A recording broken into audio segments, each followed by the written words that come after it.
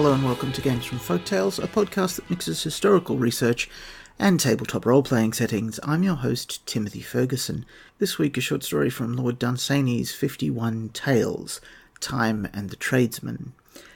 Before we listen to it, let's have a think. What is time in Ars Magica? What would the embodiment of time be? Now, anything can theoretically be a fairy. Any demon can claim to be anything.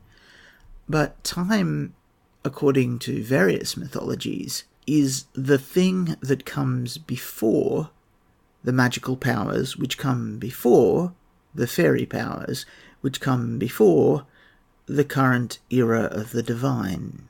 So, time might be another realm completely, something primordial, before magic. If time has a living embodiment, is it the divine, or is it a demon, or is it something that comes from before the divergence of fairy from magical, something that is like the fairy gods, but does not depend, as they do, on human worship? In the short story that follows, time punishes a human for attempting to do what time does. Is this punishment merely a magical act? What happens if this creature comes into conflict with the Covenant, and both worse or better, what happens if the Covenant becomes its ally?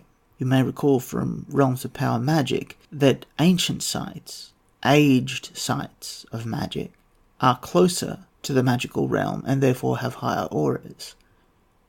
Can this creature, because it is the embodiment of age, slip seamlessly into and out of the magic realm, taking characters with it into Twilight at a whim? The following recording was released into the public domain by Thomas Copeland through LibriVox. Thanks to Thomas and LibriVox for the recording. Time and the Tradesman.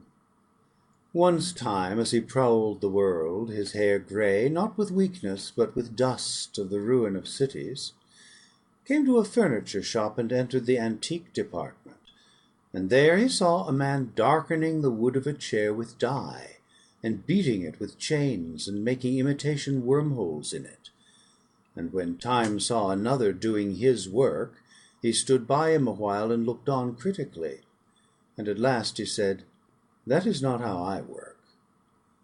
And he turned the man's hair white, and bent his back, and put some furrows in his little cunning face, then turned and strode away, for a mighty city that was weary and sick and too long had troubled the fields, was sore in need of him.